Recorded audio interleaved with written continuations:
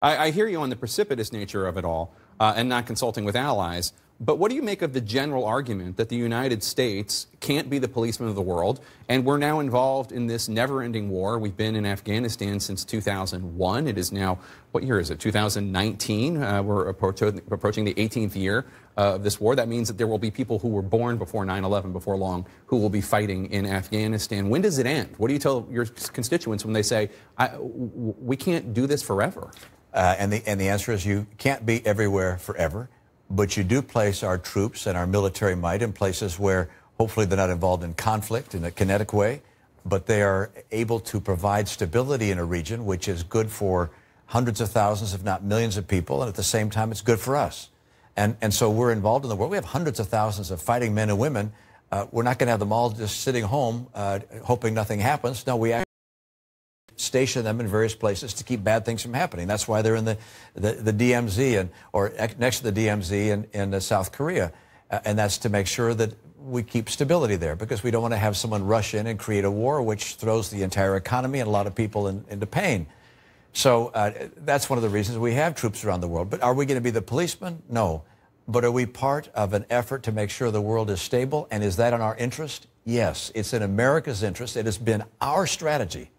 The Bretton Woods idea was that we would help encourage free trade throughout the world and stability in the world, and that we had the might to be able to do that. That's why we have our aircraft carriers that are going in some of these oceans. It's to provide stability. It's good for us, and it's good for the world. I want to turn to Russia. The president today said that, quote, the reason Russia was in Afghanistan was because terrorists were going into Russia. They were right to be there, unquote. That's a view of the Soviet invasion that is false. It's just not what happened.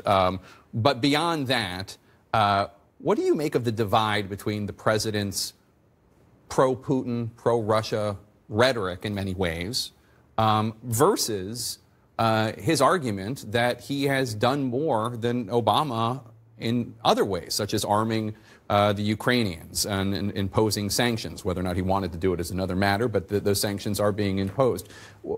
Do you think he is being tougher on the Russians, as tough as you want him to be? Well, I think it's important to be clear-eyed with regards to Vladimir Putin. And Russia has a real problem. Their population is shrinking. Their workforce is shrinking. John McCain used to say that they are a gas station parading as a country. And they're in trouble. And as a result, Putin is looking around for how he can get more population and get more of an economic industrial base. And so he's looking at the former satellite states of the Soviet Union. And America has to make it very, very clear in our communication and in the things we do that that's unacceptable to us and to the world, that he can't go invading other nations. Since World War II, there's only one major power that's been invading neighbors, and that's been Russia, going into Georgia, going into Ukraine, and this is simply unacceptable. I think that President Obama didn't handle it as well as he could have, and I think it's very important for this president to make it clear to Vladimir Putin, we will not accept forays and adventures in grabbing territory and population from sovereign nations around Russia. You wish he was tougher on Russia than he's been? You know, I'm going to call it as I see it with regards to actions that occur. I would have been, I think, probably inclined to a more aggressive rhetoric opposing Mr. Putin. I think it's important for the leader of the free world to point out that nations that kill members of the media, that do not tolerate dissent, are not the nations that we're going to align with, and that Vladimir Putin has been a very unfortunate and awful leader.